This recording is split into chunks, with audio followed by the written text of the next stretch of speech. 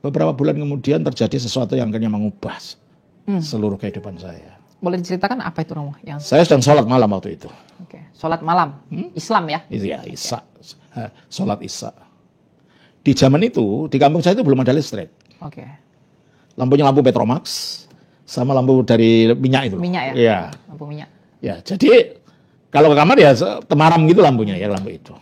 Jadi kalau saya habis sholat, saya baca Al-Quran, saya tarik itu lampunya itu. Nah, waktu itu ketika saya selesai sholat, saya sedang baca Al-Quran.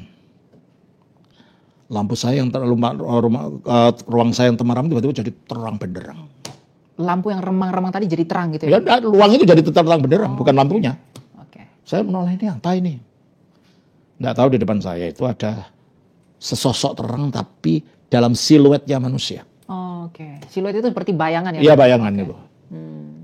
Rambutnya panjang. Wajahnya kelihatan bersinar wajahnya itu.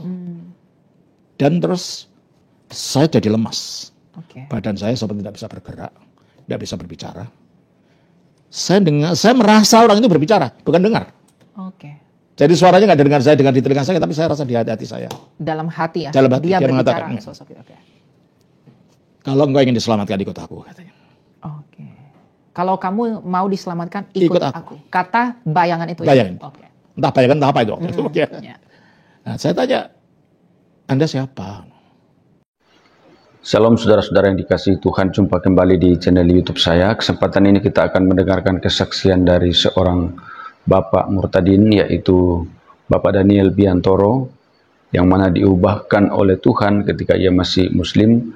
Pada waktu ia sholat didatangi sesosok yang bercahaya, dan saat itu dia bingung karena dia tidak mengerti apa yang terjadi sesungguhnya.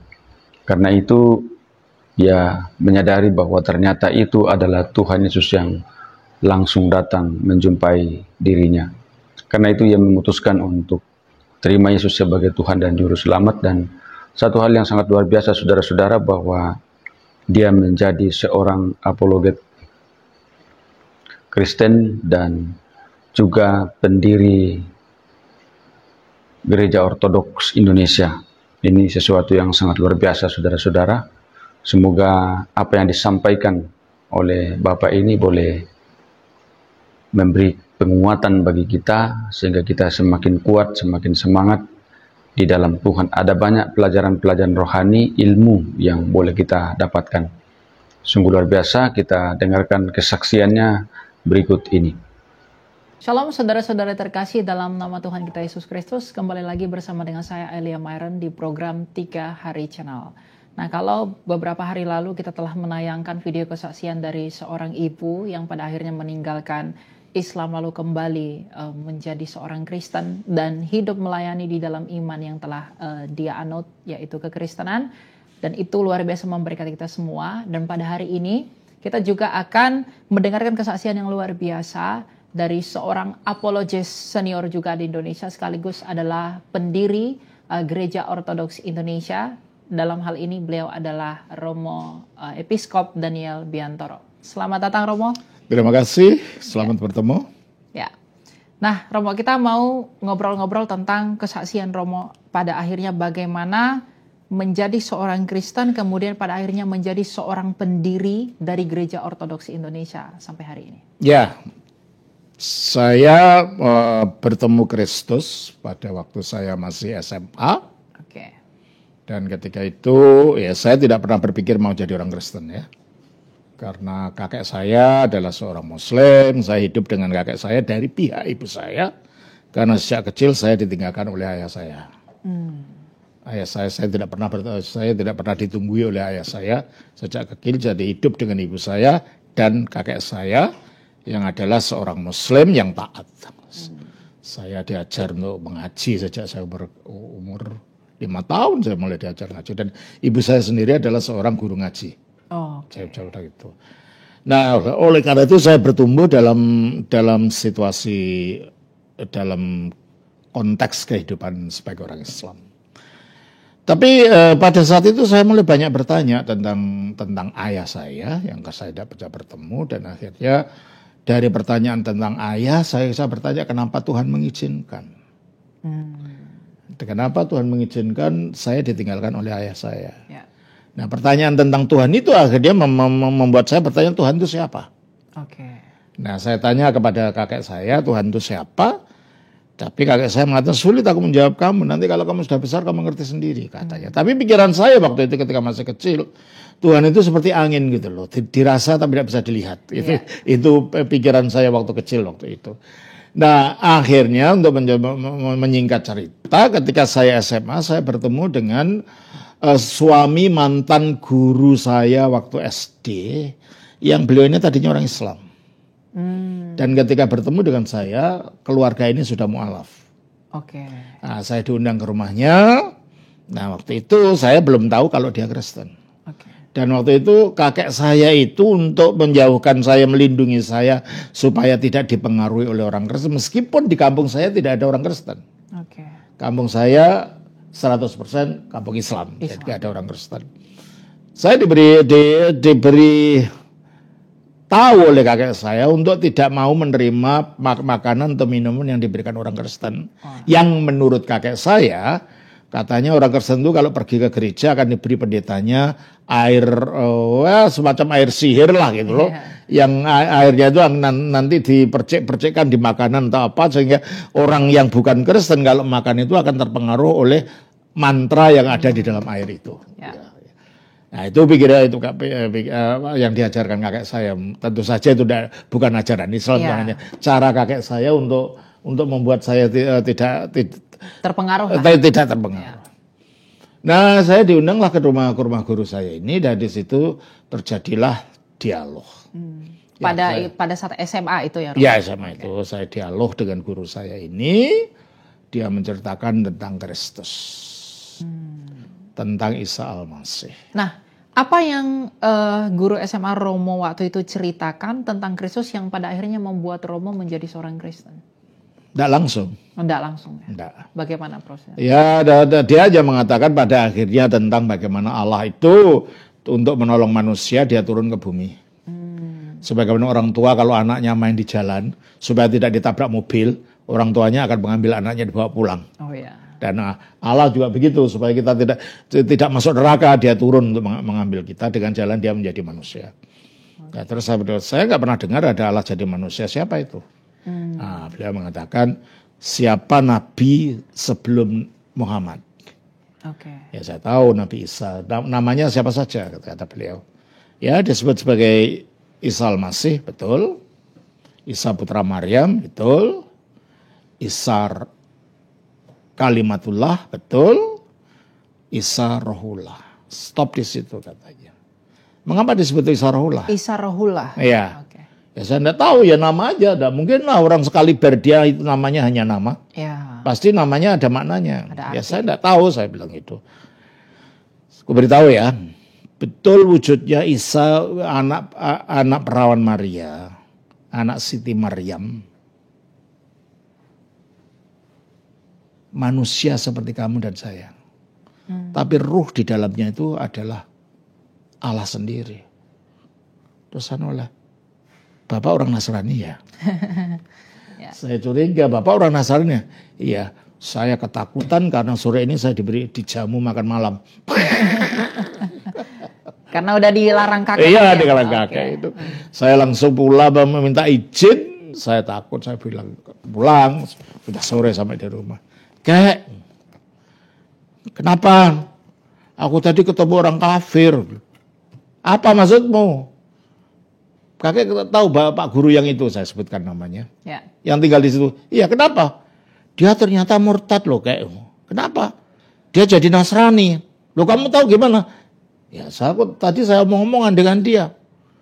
Kamu sudah makan apa di sana tadi? Langsung ditanya itu. Iya, saya makan sore Pak, kayak diberi makan malam bersama. Aduh. Kamu, rupanya kayak saya juga percaya, Pak. Dongengnya yang diceritakan saya itu dia sendiri percaya rupanya.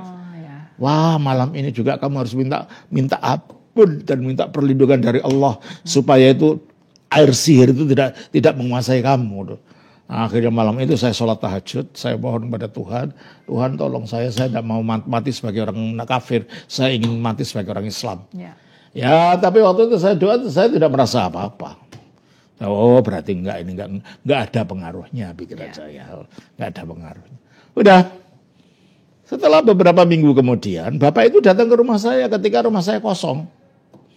Entah kakek saya kemana waktu itu, nenek saya ke pasar. Saya tinggal sendiri di rumah. Nah, di situ akhirnya bapak itu mengulang lagi apa yang diomongkan dengan saya.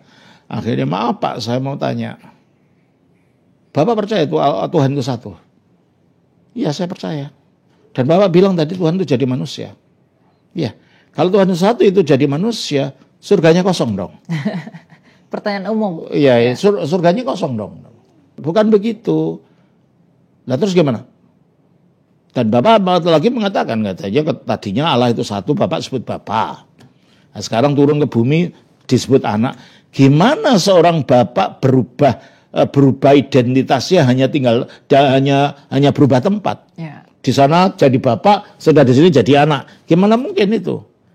Nah terus dia mengatakan, ya kami percaya bahwa Allah itu satu tapi mempunyai 3 pribadi. Apa itu? Oh, kami menyebut sebagai Bapa, Anak, Roh Kudus. Gimana itu satu, Pak? Bapa itu satu, Anak itu satu lagi, Roh Kudus satu lagi. 1 tambah 1 tambah 1 bukan 1, Pak, itu 3. 3 ya. Oke. Saya jelaskan. Berapa orang kamu kenal yang namanya seperti saya? Ya saya kenal Bapak saja. Cuma 1. Sebenarnya saya 3. Loh gimana? Saya ini seorang bapak, betul? Bagi anak-anak saya. Saya seorang anak bagi orang tua saya. Betul? Saya seorang suami bagi istri saya. Jadi meskipun saya 1, saya ini bapak, anak, dan suami. Tentu saja ini ajaran bidat, kita tidak percaya. Itu namanya ajaran bidat sabelianisme. Modalisme ya. Modalisme itu yang kita tidak percaya dalam ajaran tradisional kekristenan. Saya mikir, pertama saya percaya, tapi lama-lama saya mikir, loh Pak, nanti Bapak kalau pulang, ketemu saudaranya, Bapak tambah 1 loh. Jadi abang atau jadi adik. Jadi sudah bukan 3 lagi. Nanti Bapak ketemu temannya, jadi teman, jadi 5. Nanti ketemu siapa, jadi Bapak bisa 1000 loh Pak. Tergantung pada hubungannya dengan siapa. Pak, itu tidak masuk akal Pak. Kalau gitu saya undang Bapak kembali ke Islam aja. Kalau di Islam 1 ya 1. Enggak 1 sama dengan 3 sama dengan 1. Ini Bapak adalah anak adalah Bapak, gimana itu? Dia ada seorang manusia tapi juga seorang laki, gimana itu? Dia tidak bisa jawab. Bapak ini meskipun majelis gereja, dia tidak bisa jawab. Terus, Pak, saya kira lebih baik Bapak kembali kepada agama Islam. Jadi justru Romo yang ngajak jadi. Iya, saya jadi ya. Oke. Jadi betul kata kakek saya bahwa ajaran Kristen itu sudah rusak. Makanya Nabi Muhammad dikirim untuk meluruskan ajaran Kristen. Itu akhirnya beliau pulang dan kakek saya datang. Saya beritahu Bapak ini datang tadi gini.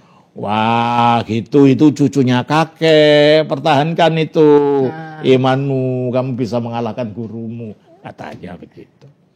Sudah, saya tidak pernah berpikir apa-apa lagi tentang itu.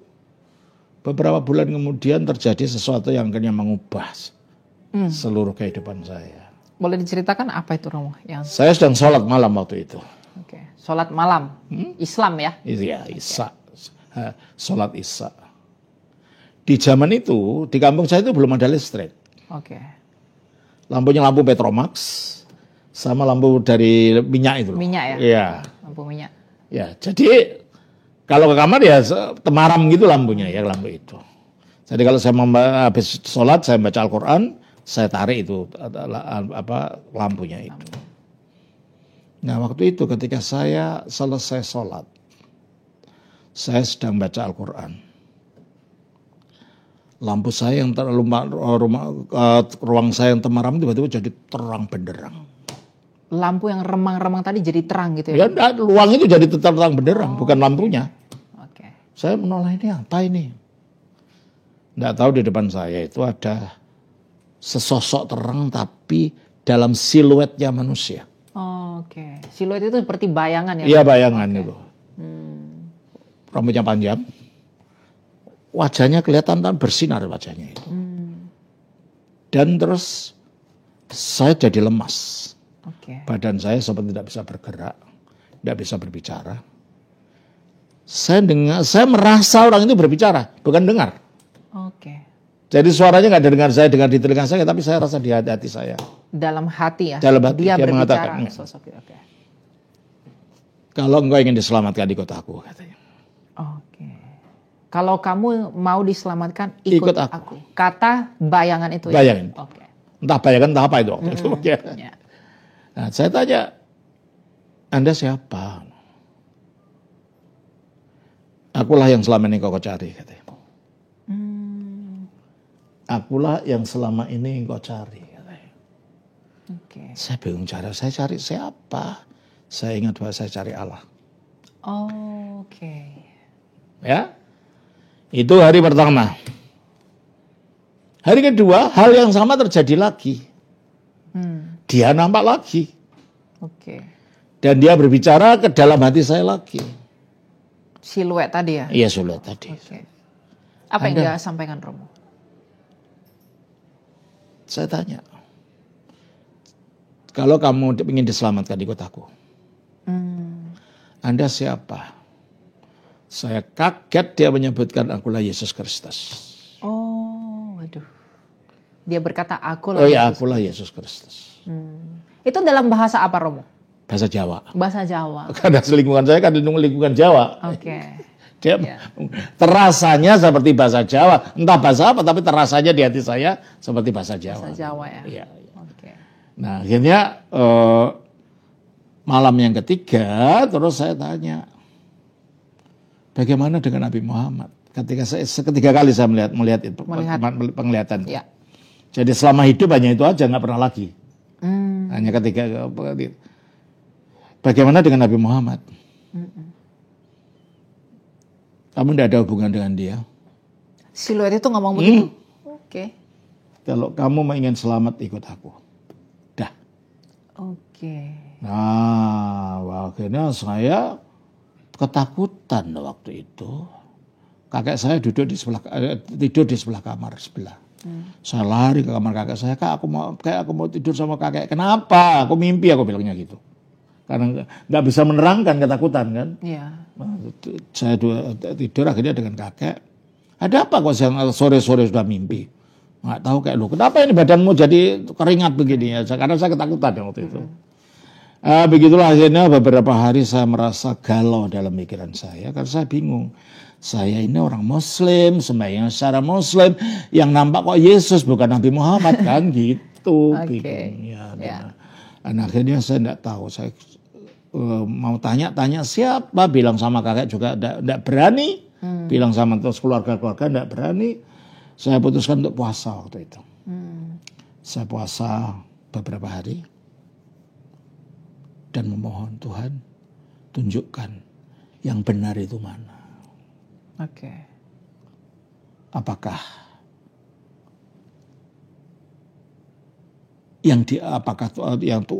Tuhan yang benar itu yang mana? Apakah yang diajarkan oleh Islam atau yang dipercaya orang Kristen? Oke. Saya nggak dapat jawaban, saya nggak dapat suara, saya nggak dapat bisikan.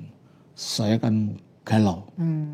Nah, kebetulan waktu itu ada Quran saya di meja saya ambil, ya.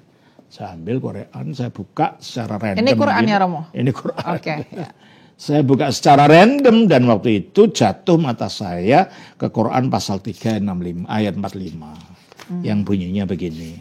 Itu surah apa itu, Romo? Surah Al-Imran. Al-Imran ya. Ya. Oke. Bunyinya begini. Idz qalatil malaikat. Ingatlah ketika malaikat berkata, "Ya Maryam, hai Maryam, innallaha yubassiruk." Sesungguhnya Allah memberikan kau berita gembira bi kalimat minhu asmuhu al-Masih Isa ibnu Maryam. Dengan kalimat yang berasal dari dia, namanya Al-Masih Isa anak Maryam. Wajihah fi dunya wal akhirah. Dia itu besar, dia itu agung di dunia dan akhirat. Wa minal muqarrabin. Dan dia termasuk orang-orang yang dekat dengan Allah. Ya saya sering baca ini karena saya ngaji setiap sore. Dan sama sekarang Romo juga bisa bahasa Arab ya? Ya, gitulah. Ya enggak semahir itulah ya. Saya Islamnya kan hanya sampai SMA ya, enggak pernah ke pesantren ya. Sejauh yang saya diajar oleh kakek saya gitu ya. Saya berpikir begini. Loh kok Isa disebut kalimat itu apa sih? Kalimatullah tadi. Iya, kalimat minhu, kalimat yang berasal daripadanya. Kalimat itu kan ucapan yang keluar dari mulut saya. Iya. Dan dari mana kalimat itu berasal? Dari pikiran saya. Dari diri saya. Dari diri saya. Nah, kalau kalimatku itu satu dengan aku, berarti kalau kalimatnya Allah ya satu dengan Allah dong. Betul. Jadi kalau Al-Masih ini kalimat minhu berasal dari Allah, berarti Allah bukan dua dong. Ya. Wah, kalimatnya ada di dalamnya dia. Terus loh kok ini Pak Guru itu kok bilang, kalau gitu enggak salah dia dong. Pikiran saya. Nah, Allah itu satu, aku ini satu, gambarkan aku satu, aku punya kalimat. Aku punya kalimat karena aku punya kehidupan. Ya. Dan aku punya kehidupan karena ada roh di dalam aku. Rohku ya di dalam aku. Nah kalau begitu Allah yang satu itu ya punya kalimatnya, ya punya rohnya, yaitu prinsip hidupnya di dalam dia. Berarti Allah kalimatnya, prinsip hidupnya atau rohnya, ya bukan tiga Allah, ya satu. Ya. Nah kalau begitu orang sudah menyembah tiga Tuhan dong. Satu Tuhan dong. Tersadarkan dari itu ya? Dari itu, dari ayat ini. Oke. Nah, terus saya berpikir akhirnya, oh makanya ya, aku udah selama ini sembahyang 5 kali sehari, aku enggak merasa apa-apa, aku hanya sekedar menjalankan ritual. Aku enggak merasakan apa-apa. Karena dalam kehidupannya manusia ini, seseorang mengenal orang lain itu hanya melalui kata-kata. Betul. Orang itu akan mengaku mengenal orang itu kalau orang itu ngomong kepada saya. Seperti kita ya Romo ya. Iya. Saling mengenal kalau dan aku ngomong pada orang itu berarti ada pertukaran kata antara orang dan saya. Ya. Nah, aku selama ini hanya mengikuti aturan. Dan aku tidak mempunyai koneksi dalam pengertian pertukaran kata. Dan menurut Al-Quran ini, kata-katanya Allah atau kalimatnya Allah itu adalah Isa Al-Masih. Berarti kalau gitu supaya aku dapat mengenal dia secara sungguh-sungguh, berarti kata aku juga harus percaya pada kalimatnya. Oh ya. Disitulah akhirnya pada sore itu aku memutuskan untuk percaya kepada kalimatullah Isa Al-Masih ini. Waduh, luar biasa ya. Nah, itu akhirnya udah. Tapi aku nggak tahu sesudah itu mau kemana ini. Gitu. Ya, prosesnya setelah percaya mau kemana? Mau kemana nggak tahu. Dan satu-satunya orang Kristen yang saya kenal cuma Bapak Guru itu. Ya. Akhirnya aku ke rumah beliau. Rumah beliau kaget. Jadi dulu waktu kecil itu saya kata orang sih kayak ganteng gitu katanya. Anak ganteng kalau panggil saya orang ya. Ada apa anak ganteng gitu kalau panggil. Enggak Pak. Saya ingin tanya kalau ke gereja kemana? Loh ada apa? Tanya tentang gereja. Suruh saya ceritakan. Kamu tahu nanti dampaknya apa sama kamu kalau ini saya tahu. Tapi dampaknya dalam artian risikonya ya. Risiko yang harus kamu ambil kalau sampai kamu mengambil keputusan ini, kamu berani sama kakek dan ommu semua. Ya kalau memang harus begitu, mau apa lagi?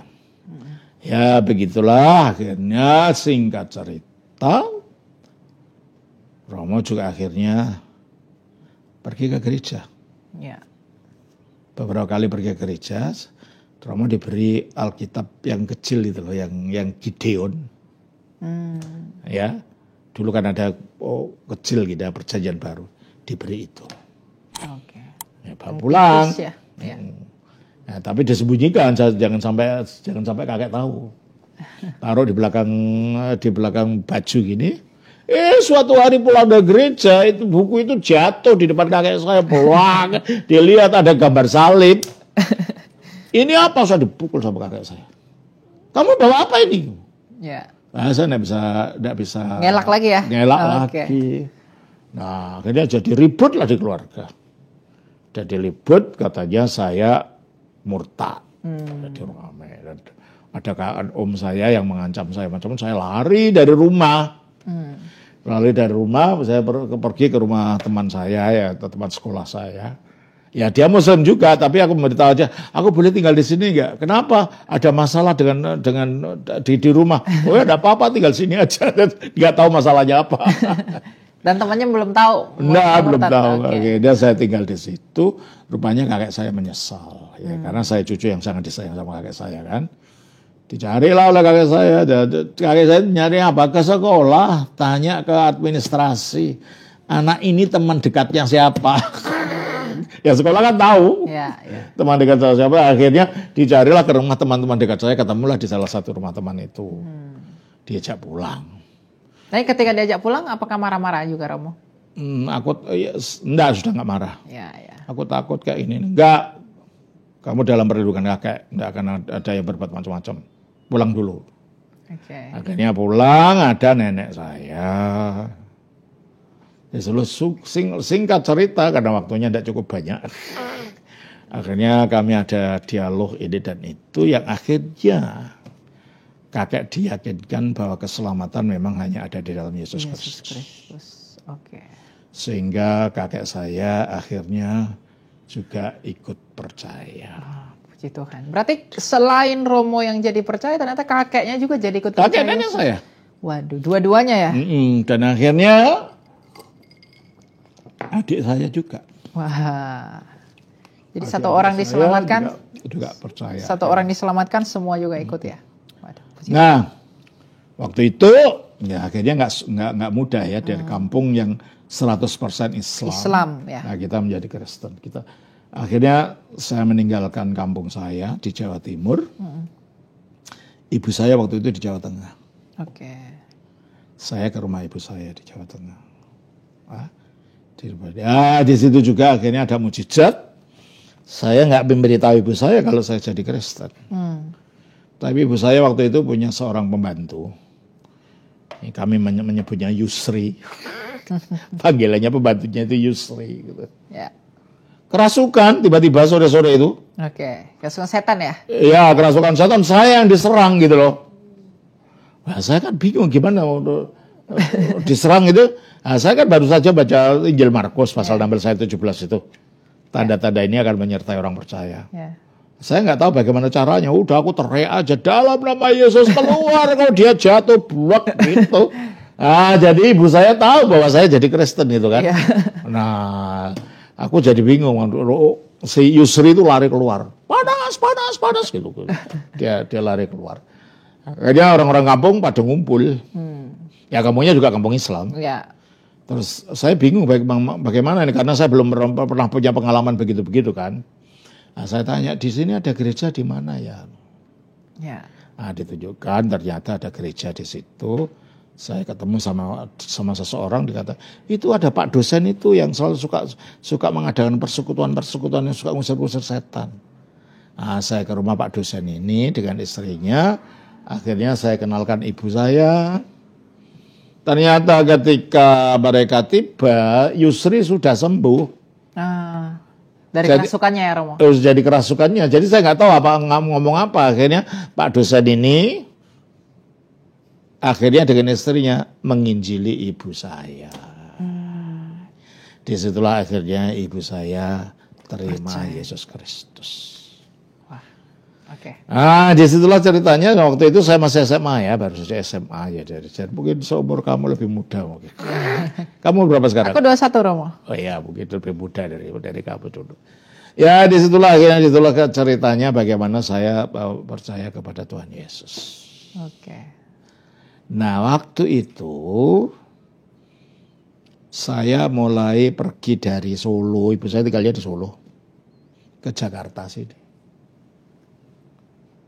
Dan di Jakarta saya ketemu dengan anak muda-muda. Ya. Membentuk persekutuan doa waktu itu di daerah Keramat 5. Dan waktu itu tahun-tahun 70-an itu orang masih boleh mengabarkan Injil di jalan ya. Jadi kalau sore kami habis persekutuan kami mengabarkan Injil di Monas itu. Dan kalau ada orang yang mau percaya, saya bawa ke Pantai Cilincing sana, dibaptis di sana. Saya bukan pendeta, bukan apa ya namanya. Saya waktu itu di karismatik kan. Ya, di kelompok karismatik gitu. Jadi punya semangat begitu. Ya, tapi lama-lama setelah saya bertemu dengan teman-teman ini, saya mulai berpikir, kok ini di aliran ini ya, kekristenan ini, saya percaya bahwa tidak ada jalan keselamatan kecuali Yesus. Tapi mengapa begitu banyak gereja? Ya. Yang kadang-kadang pendeta yang satu dalam aliran yang sama, ajarnya berbeda dengan pendeta yang lain. Ya. Yang benar yang mana ini? Wah, di situ saya mulai saya tanya-tanya kepada beberapa senior. Ini gimana sih kok gerejanya katanya Yesusnya? Ya aku percaya Yesus, tapi ini masuk gereja itu gimana ajarnya kok macam-macam? Nggak mungkinlah semua benar seperti itu. Ya. Nah, kalau macam-macam dan beda-beda nggak mungkinlah semuanya benar. Saya bilang gitu. Ya kamu kan tahu kita ini tubuh Kristus. Tubuh Kristus itu macam-macam anggotanya, anggota tubuhnya. Tapi semua satu, ya. Gini loh, kalau sama tanya ya. Kalau tubuh, apa yang menyatukan? Ada sesuatu yang menyatukan dalam seluruh tubuh itu. Yang dimiliki tangan, dimiliki telinga, dimiliki kepala, dimiliki kaki. Apa? Jenis darah. Kalau kepala jenis darahnya A, ya kakinya ya A. Nah, saya umpamakan ini macam-macam gereja. Nah, bagi saya jenis darah itu saya umpamakan ajaran. Kalau betul-betul satu tubuh seharusnya ajarannya sama. Satu semua gitu. Satu semua, nggak mungkin macam-macam begini. Nah terus umpamanya sekarang, umpamanya betul itu tubuh. Yang kepalanya dari semua tubuh ini mana? Katolik kah? Atau Pentakosta kah? Ya. Advent kah? Atau mana? Dan siapa yang menentukan bahwa itu kepala atau itu telinga? Siapa menentukan itu kaki atau itu tangan? Tidak bisa jawab mereka. Nah menurut kamu gimana? Ya mau saja ya saya ngomong. Kalau bagi saya ini bukan satu tubuh. Ini kumpulan tulang-tulang yang berserakan di keranjang yang sudah rusak. Dimarah-marahin. Kamu anak kecil tidak enggak. Serang gitu sih. Tapi itu waktu dalam persekutuan yang muda itu ya, Rob? Iya, masih waktu muda itu. Saya tanya senior-senior yang sudah jadi penginjil dan lain-lain itu. Ya, tapi saya tidak puas dengan jawaban itu. Sampai akhirnya keputusan Tuhan, aku percaya jalan satu-satunya adalah Yesus Kristus. Betul. Tapi gerejanya itu yang mana? Mulai lagi setelah jadi Kristen, baru lagi ya? Gereja itu yang mana? Aku nggak percaya bahwa aku tak pandang gereja mana. Ya dipandang lah. Kalau ajarannya beda-beda, aku nggak dipandang gimana? Ya. Saya bilang gitu ya. Terus aku memutuskan waktu itu tinggal di rumahnya teman. Ya, di Jakarta di Jakarta ini. Saya memutuskan untuk berpuasa, berdoa. Temanku itu kebetulan punya rumah kecil yang dipakai untuk gerejanya sendiri di rumah itu. Jadi aku berdoa di situ. Dan ya karena saya belum sekolah teologi kan, gitu kan masih anak muda ya. Saya tahunya sejarah gereja itu dari Kisah Rasul. Kisah Rasul yang ada di Alkitab? Ya di Alkitab. Saya baca Kisah Rasul pasal 1, saya tidak menemukan jawabannya. Kisah Rasul 2, menemukan jawabannya. Jawabannya di Kisah Rasul 3 ayat 1. Oke. Pada suatu hari, Coba bacakan. Kisah Rasul 3 ayat 1. Ayat 1. Pada suatu hari menjelang waktu sembahyang. Menjelang waktu sembahyang. Berarti sembahyang pada zaman purba itu ada waktunya. Kok saya tidak pernah dengar? Kalau sekarang terserah saya waktunya apa. Alkitab mengatakan menjelang waktu sembahyang. Terus kan? Yaitu jam 3 sore. Jam 3 sore itu kan sebanding dengan sembahyang asar dalam Islam. Yang 5 waktu. Iya. Oh, ya. Kok aku tidak pernah dengar bahwa ada ajaran gini. Gereja mana yang masih mempraktekkan sembahyang ada waktunya ini? Dari membaca ini baru kemudian bertanya ya. Bertanya mulai gereja mana yang masih mempraktekkan ini? Apalagi saya baca dalam Perjanjian Lama pun Yesus sendiri sembahyangnya pakai sujud. Ya. Ya kan? Coba kita baca dalam Nehemia 8 ayat 16. Nehemia pasal 8 ayatnya yang ke 16. Nehemia 8 ayat 16. Ya. Dan bahwa di semua kota. Maaf, saya keliru mungkin. Sebentar. Nehemia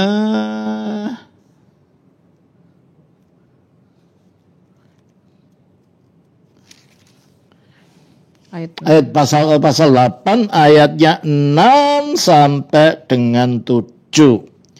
Ezra membuka kitab itu di depan mata seluruh umat karena ia berdiri lebih tinggi dari semua orang itu. Ketika ia membukanya semua orang berdiri. Ezra memuji Tuhan Allah yang maha besar dan semua orang menyahut amin amin sambil amin. Amin. Gitu kan ini? Ya. Terus sambil mengangkat tangan. Kemudian mereka berlutut dengan dan sujud menyembah Tuhan. Dengan Tuhan sampai ke tanah. Ya. Dan Yesus pun melakukan yang sama. Waktu di Taman Getsemani. Ya. Sujud sampai dengan muka sampai ke tanah. Saya kok nggak pernah tahu Alkitab mengajar begini. Mana gereja yang masih mengajarkan ini? Gitu waktu itu. Terus saya mengatakan, Tuhan, kalau itulah gereja yang asli, begitulah caranya. Ketemukan saya gereja itu kalau masih ada. Oke. Itu. Jadi waktu itu saya selama hampir 5 tahun berdoa, Tuhan, saya ingin kembali kepada gereja Kisah Rasul pasal 3 ayat 1. Yang sembahyang itu ya, dan yang ada waktunya. Itu. Kok ini sembahyangnya terserah aku bawa gitar, puji Tuhan, tepuk tangan, haleluya, selesai. Itu siapa yang ngajar terusan? Itu pikiran saya waktu itu. Akhirnya untuk membuat cerita lama jadi pendek, dari Jakarta saya diundang waktu itu oleh Gubernur Sulawesi Utara, Gubernur Wali Lasut. Saya diundang di sana untuk memimpin anak-anak muda karismatik yang ada di sana. Ya karena saya karismatik kan. Nah akhirnya dari sana untuk membuat cerita pendek, lama dan pendek, saya pergi ke Korea Selatan. Ke Korea Selatan? Ya, untuk karena waktu itu Pak Gubernur ketemu dengan Pendeta Choyonggi. Ya, Pendeta Choyonggi yang memberitahu bahwa di Korea Selatan itu perkembangan gereja Korea katanya disebabkan adanya bukit doa. Orang banyak berdoa. Terus saya dikirim ke sana tujuannya untuk belajar cara mengelola bukit doa yang menurut beliau saya nanti akan dijadikan direkturnya karena beliau punya banyak tanah di Tomohon di Manado. Oke. Pergilah saya ke Korea Selatan. Tapi ternyata Pak Gubernur ini tidak lama jadi gubernur karena waktu itu ada kelas dengan Mas Tommy. Ketika waktu itu ada monopoli cengkeh di Manado mau dimonopoli di zamannya Pak Harto, beliau tidak mengizinkan. Akhirnya beliau diturunkan.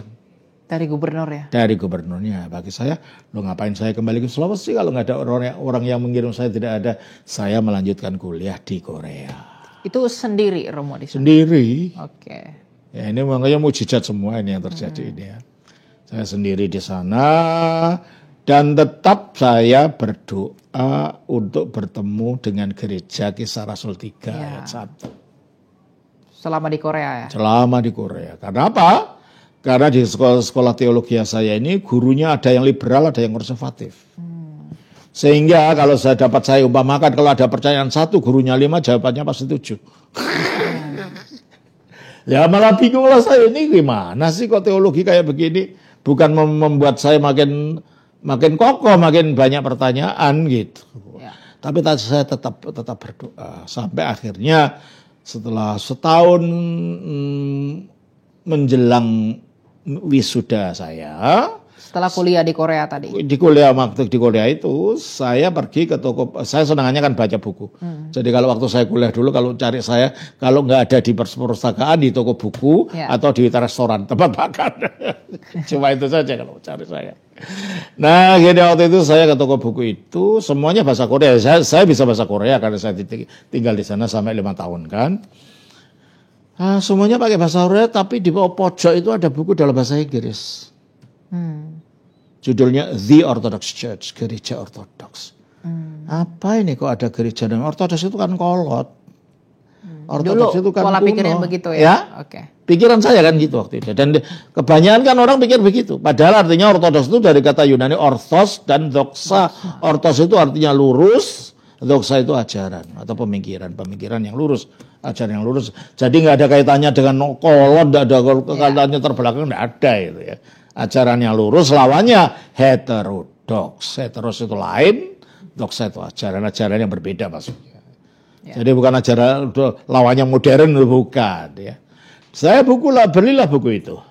Saya kaget setelah saya baca buku itu, ternyata ini menceritakan gereja dari zaman mula-mula.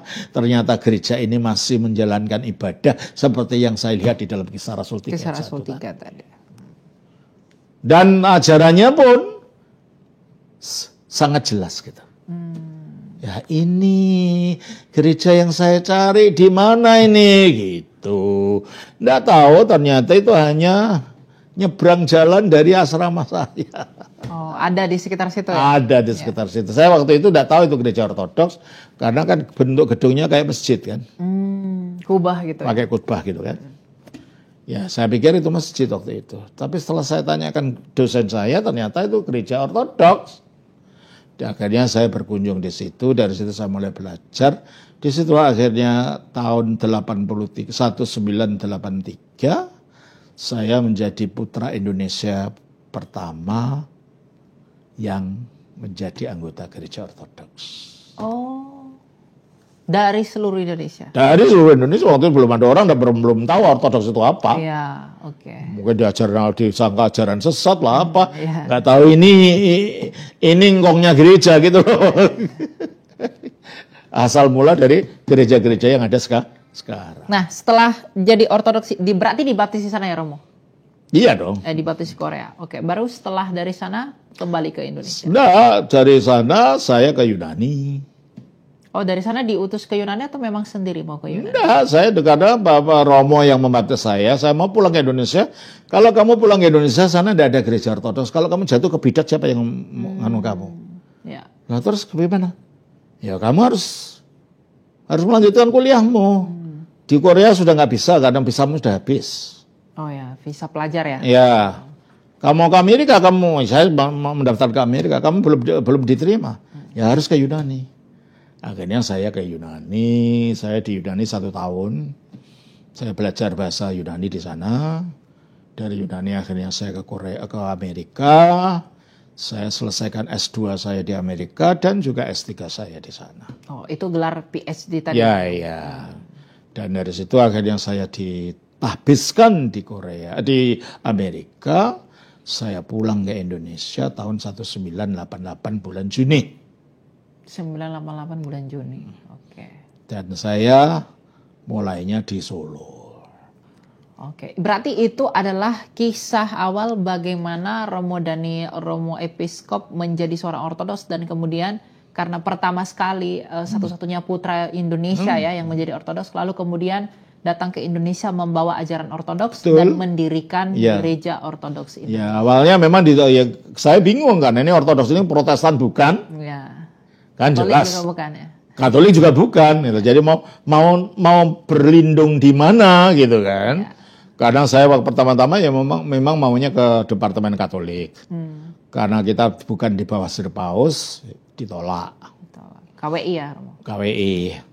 Terus akhirnya saya ke Departemen Agama Protestan. Ditanya, kamu percaya Alkitab? Loh, Alkitab itu dari mana asalnya? Gitu.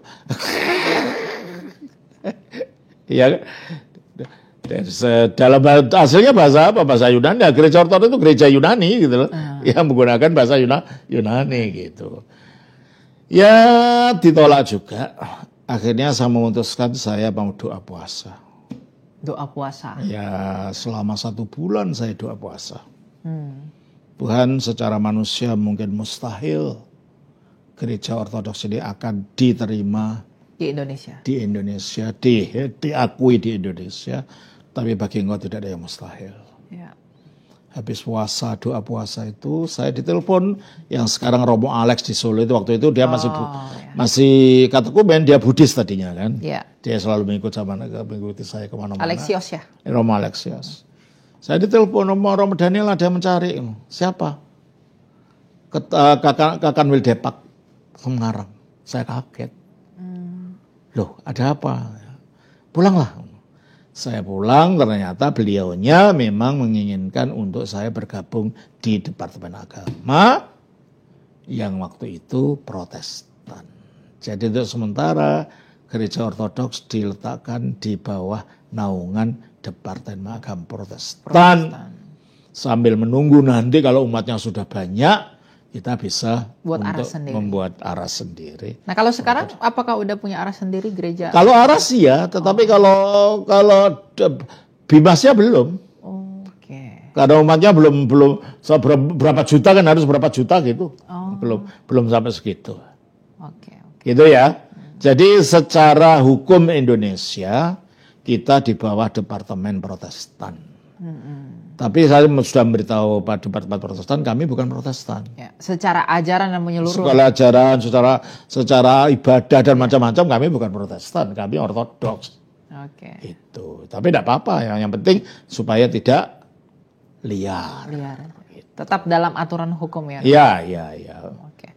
Nah, jadi satu-satunya gereja Ortodoks yang sah di Departemen Agama hanya GOI yang saya dirikan. Menyusul kemudian ada yang Rusia, ada yang apa, itu mereka tidak punya keabsahan di Departemen Agama. Karena Ortodoks yang pertama kali datang ke Indonesia yang dibawa. Ya saya yang saya bawa dan saya mendirikan, ya saya membentuk ini kan, itu membentuk sinode ini kan. Di Indonesia ya. Gitu. Oke. Nah sejauh ini bagaimana Romo perkembangan? Berkembang terus, hampir setiap bulan ada baptisan baru. Dari macam-macam latar belakang agama. Oke. Macam-macam latar belakang apa. Dan kita sudah punya cabang di mana-mana ya.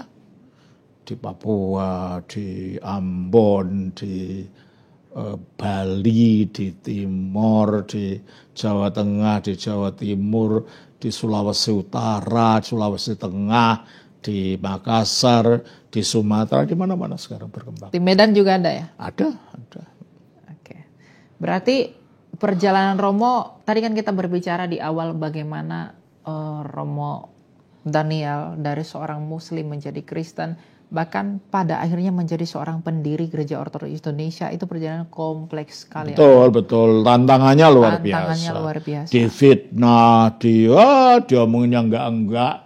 Iya, macam-macam gitu. Diancam ya. Pasti ada ya? Oh iyalah, sampai sekarang. Tapi tantangan terbesar menjadi seorang Kristen dan menjadi seorang pendiri Gereja Ortodoks itu apa, Romo? Tantangan yang paling besar yang mungkin bagi Romo sulit dan bahkan bergumul dengan Tuhan untuk bisa nggak ada yang lebih besar ya, semuanya berat. Tapi berat. dengan pertolongan Tuhan semuanya bisa dilewati. Betul. Oke. Tapi nggak ada yang terlalu sulit ya bagi Tuhan ya? Iya, karena pertolongan Tuhan. Apalagi sekarang banyak anak orang-orang muda yang membantu. Dulu saya sendirian, waktu itu tantangan paling berat. Saya banyak nangis dulu. Karena sendirian ditantain banyak macam-macam. Sekarang enggak, sebenarnya banyak yang muda-muda itu yang ikut yang membantu saya. Jadi saya tidak sendiri dan saya bersyukur Nah, karena saya baru tahun lalu kan saya diangkat jadi uskup. Oh, tahun lalu yang ditabiskan ya? Ya, Di ditabiskan Yunani ya? jadi uskup di Yunani. Ya, kalau di Ortodoks yang bisa mentabiskan hanya uskup kan. Iya. Jadi seorang menjadi romo itu kan hanya uskup. Nah, saya sudah mentabiskan beberapa uskup-uskup baru. Romo-romo baru. Dan saya harapkan ya nanti dengan bertambahnya umur makin banyak romo-romo baru ditabiskan sehingga ketika saya meninggalkan dunia nanti sudah ada yang melanjutkan estafet ini. Ya. Gitu. Nah, apa yang ingin Romo sampaikan buat teman-teman tadi kan pertemuan sebelum pada akhirnya menjadi seorang Ortodoks kan bertemu dengan Kristus dulu.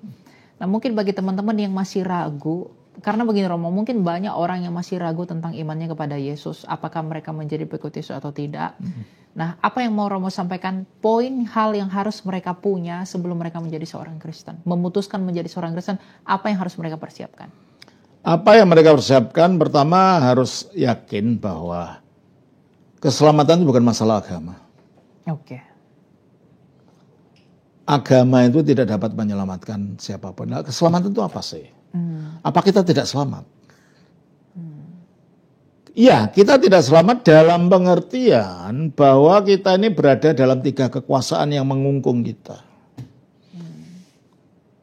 Kekuasaan kematian. Kematian ya. Dan agama tidak bisa melepaskan kita dari kematian. Karena semua orang beragama juga mati ya Romo? Iya, tetapi kematian itu bisa membawa kita untuk kepada Allah yang hidup tidak. Ya. Ya. Yang kedua kekuasaan dosa. Kita semua di bawah kekungkungan dosa. Agama hanya memberikan aturan-aturan untuk menghindari dosa. Tapi agama tidak bisa melepaskan kita dari kuasa dosa. Ya kan? Yang ketiga adalah kuasa kegelapan, kuasa iblis. Agama tidak bisa melepaskan kita dari iblis. Jadi dosa, iblis, dan kematian ini yang menyebabkan kita tidak bisa menyatu dengan Allah kembali. Tidak bisa berdamai dengan Allah. Ya, kita ya. Makanya 3 hal ini harus disingkirkan. Yang bisa menyingkarkan dosa adalah dia yang pada dirinya tidak punya dosa. Oke. Kita baca dari 1 Yohanes 3 ayat 5. 1 Yohanes 3 ayat yang ke-5. Kamu tahu bahwa ia telah menyatakan dirinya supaya ia menghapus segala dosa dan di dalam dia tidak ada dosa. Di dalam dia tidak ada dosa. Dalam Yesus ya tidak ada dosa. Jadi selama kita ini manusia berdosa, siapapun namamu, kamu anggap sebagai seorang tokoh besar, kalau dia bisa mati dan tetap mati, tidak bisa bangkit lagi, dia bukan juru selamat. Karena dia masih tetap mati ya, Romo. Karena dia tetap mati. Ya. Yang kedua, kita berada di bawah kuasa pekungkungan maut. Maut, kematian. Kematian. Ya. Yang dapat melepaskan kita dari kematian adalah dia yang pada dirinya tidak bisa kematian. Tidak punya kematian. Tidak punya kematian. 1 Timotius 6 ayat 16. 1 Timotius 6 ayat yang ke-16. 1 Timotius 6 ayat 16, dialah satu-satunya yang tidak takluk kepada maut, bersemayam dalam terang yang tak terhadap. Dialah satu-satunya yang tidak takluk kepada maut. Dan itu bukan hanya konsep, harus dibuktikan. Itu kebangkitan. Bahwa dia mengalahkan maut itu melalui kebangkitannya. Ya. Di dalam Roma 6 ayat 9. Roma 6 ayat yang ke-9. Sebab kita tahu bahwa sesudah dibangkitkan dari antara orang mati, Kristus tidak mati lagi. Nah, maut tidak berkuasa lagi atas. Kalau maut tidak bisa berkuasa lagi atas dia, berarti dia dapat melepaskan kita dari maut. Dari maut itu. Agama tidak bisa. Tidak bisa. Ya. Dan kita sesudah kejatuhan itu, kita di bawah kuasa iblis. Efesus 2 ayat 2. Efesus 2 ayat 2. Yang kedua. Bentar ya, Efesus. Oh, bentar. Galatia, Efesus 2 ayat yang kedua. Kamu hidup di dalamnya karena kamu mengikuti jalan dunia ini. Kamu menaati penguasa kerajaan angkasa, yaitu roh yang sekarang sedang bekerja di antara orang-orang yang Kamu menaati penguasa kerajaan angkasa, yaitu roh. Iblis. Iblis yang sekarang sedang bekerja di antara orang yang tidak. Nah, pada waktu kita berbuat kedurhakaan, hidup dalam kedurhakaan, kita ini dimanipulasi oleh iblis. Dituntun ya. Gitu. Oke. Makanya kita harus lepas dari itu. Ya, siapa yang bisa melepaskan iblis? Adalah dia yang melaluinya iblis diciptakan. Sebagai malaikat tapi kemudian jatuh. Coba kita baca siapa yang melaluinya iblis, makhluk roh ini diciptakan. Kolose 1 ayat 15. Kolose 1 ayat yang ke-15 dan 16. Kolose 1, 15, 16. Dialah gambar Allah yang tidak kelihatan, yang sulung, lebih utama dari segala yang diciptakan. Karena di dalam dialah. Telah diciptakan apa? Segala sesuatu. Yang ada di surga dan yang ada di bumi, yang kelihatan dan yang tidak kelihatan, baik singgasana maupun kerajaan, baik pemerintah maupun penguasa. Nah, singgasana, kerajaan, pemerintah itu adalah jenjang-jenjang makhluk roh di bawah Lucifer. Bagaimana tahu? Efesus 6 ayat 12. Efesus 6 ayat yang ke-12.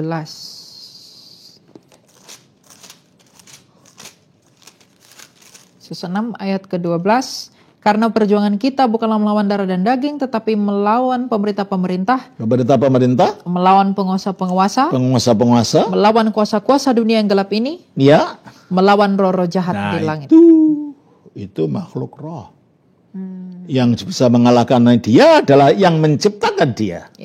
Jadi menciptakan adalah gambar Allah tadi, adalah firman Allah, adalah anak Allah atau Kristus itu sendiri. Makanya hanya dia yang dapat melepaskan kita dari dosa, dari iblis, dan dari kematian. Ya, kalau hanya agama saja, agama sama saja dapat menyelamatkan. Apa agama bisa mengalahkan kematian? Agama dapat mengalahkan dosa. Agama dapat mengalahkan iblis. No, 1000 no. Hanya Kristus sebagai penjelmaan dari firman-Nya Allah yang melaluinya segala sesuatu diciptakan. Dan hanya dia yang bisa mengalahkan kematian, dosa, dan iblis. Oke, jadi itu adalah alasan yang memang nggak mungkin ada di luar Yesus yang dapat mengalahkannya ya? Enggak ada. Siapa? Semua orang mati. Pendiri agama siapa saja semua mati dan kuburannya masih ada. Atau ada yang dibakar. Atau tulangnya masih ada. Oke. Luar biasa saudara-saudara, apa yang disampaikan Bapak ini semoga dapat menjadi berkat bagi kita, supaya kita semakin semangat, semakin memegang teguh iman kita kepada Tuhan. Dan tentunya kita berharap, kita berdoa, Bapak ini terus diberkati, dan biarlah melalui berita Injil yang disampaikan Bapak ini ada banyak jiwa yang diselamatkan oleh Tuhan. Sampai jumpa di video-video berikutnya dan Tuhan Yesus memberkati.